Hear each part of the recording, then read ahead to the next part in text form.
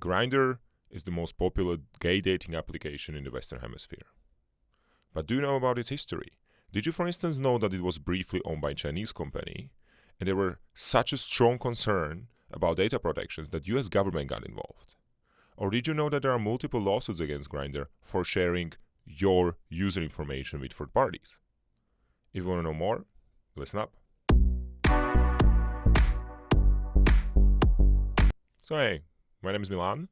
I'm an out and proud gay CEO of a global LGBTQ dating company. And today we will be talking about one of our competitors, Grindr. But before we get to all the jazz about how they treat your data, who owns them, how did the United States government get involved in their ownership, I'm going to ask you for a little bit of love. So I'm trying to build this YouTube channel to help LGBTQ leadership and community as a whole. And every single like, share, subscribe, or comment counts. So if you can spare one, I would be super thankful. And now to the meat of the video. So first, what is Grindr? It's the most popular gay dating application in the Western Hemisphere. They are doing rather well.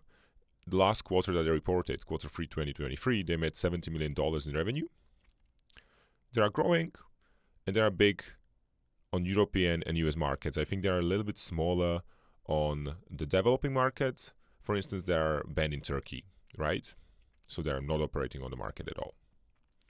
And it's a grid-based application, so you can see people who are around you, and it's a freemium, which means that you can use it for free. But if you want the premium features that make you a little bit more efficient in meeting people, you gotta pay. And now, how it came into existence. So in 2009 in Los Angeles, there was a guy called Joel Shamkai, who I, by the way, met in a conference once. He's a really nice guy. He has a very entrepreneurial spirit. And he was kind of frustrated, or the rumor has it, that he was kind of frustrated in meeting gay people, which, yes, it's pain, I can tell you as well. And he decided to do something about it. So he invented Grindr. Initially, again, rumor has it, it was not supposed to be a dating app. He invented it just as a tool to meet our gay people. But it took off rather quickly, and the reason for that is, there were other services such as Adam to Adam or Gay Romeo, but these were predominantly web-based, and Grindr did some very clever thing. They sort of utilize the wave of spreading mobile applications trend. So they raised with the market quite quickly. And around 2011-12, they got a lot of recognition, a few million users. Vanity Fair, for instance, in that period called them the craziest gay bar in the world. They got iDating awards. They got Webby awards, right? So they got a lot of recognition. And a bit later, they also started a initiative called Grindr with Equality, which has a lot to do with their mission, connecting LGBTQ individuals. And they are pushing for LGBTQ rights and also working on health, right? That's where all these features of reminding you that you are supposed to get HIV tested, for instance, are coming from. And also in 2014, they hit 5 million monthly active users, which is a lot. Like, vast majority of applications never get there. So they started to attract quite a bit of attention. And remember, it's still bootstrap, right? They still didn't take any external capital, and by now they are probably valued at more than $100 million. And they got noticed by a gaming group from China called Kunlun. And after some negotiation, Kunlun purchased 61.5% of the company for $93 million. Good for Joel. Who, by the way, stayed as the CEO despite Kunlun owning majority of the company. And they continued to grow. Everything went well. And in 2018, Kunlun purchased the rest of the company for $152 million. So altogether, it was something about $250 for entire Grindr. And that's when Joe stepped down, exited the company. He ceased being a CEO. And a person called Yahui Zhou became an interim CEO. He was an ex-chairman of Kunlun, and he probably just oversaw the transformation into a new leadership.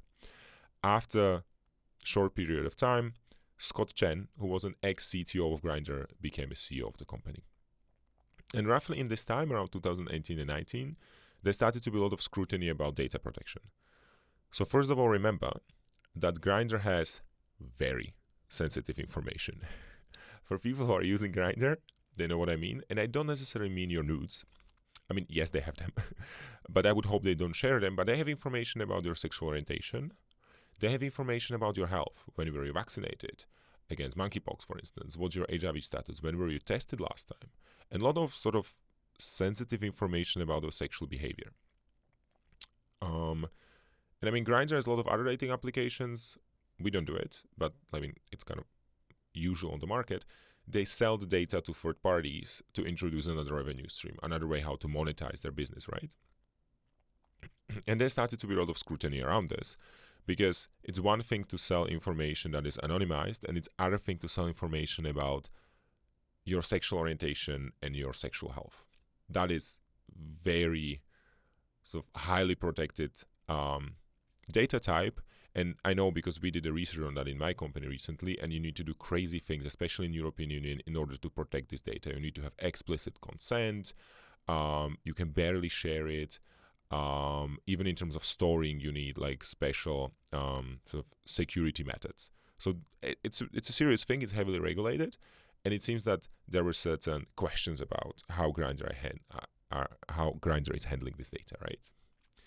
And there was another issue, and that is that Canlan is a Chinese company.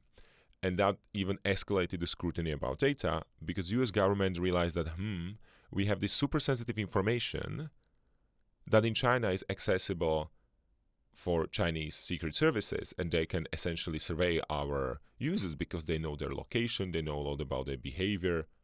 Dangerous, right?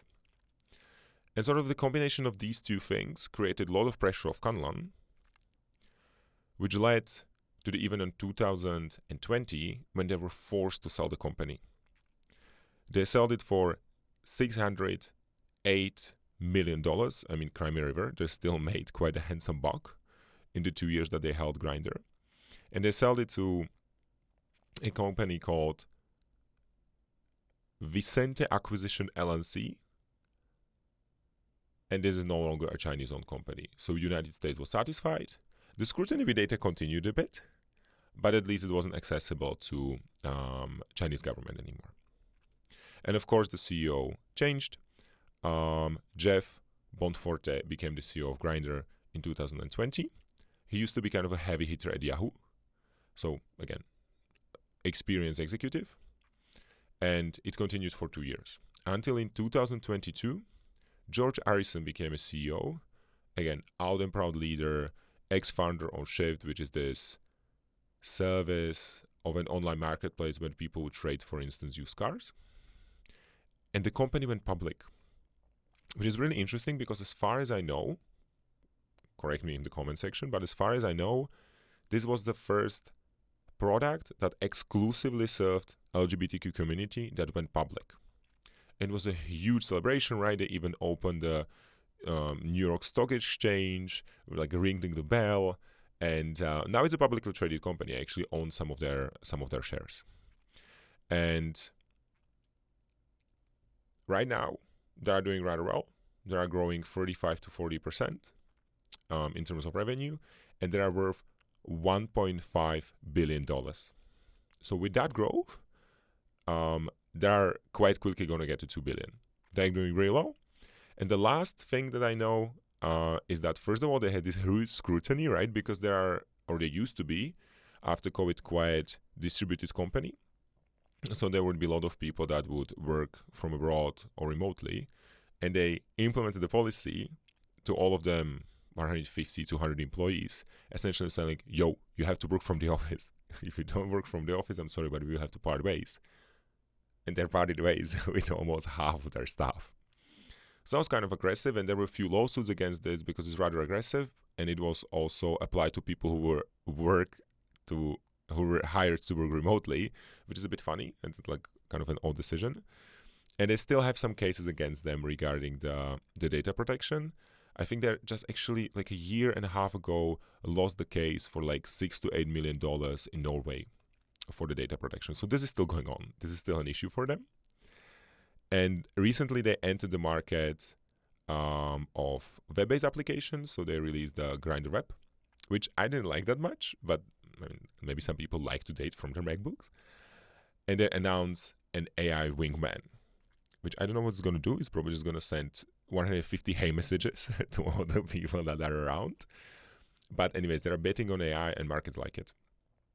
So if you want to like jump on the Grindr train in terms of shares and buying a little bit of their stock, now might be a good time. At least I'm doing it. Not an official legal advisor, just brainstorming here. So look, that's the history of Grindr. Let me know what you think. And in the meantime, share, like, and subscribe. I really appreciate it. And see you next time.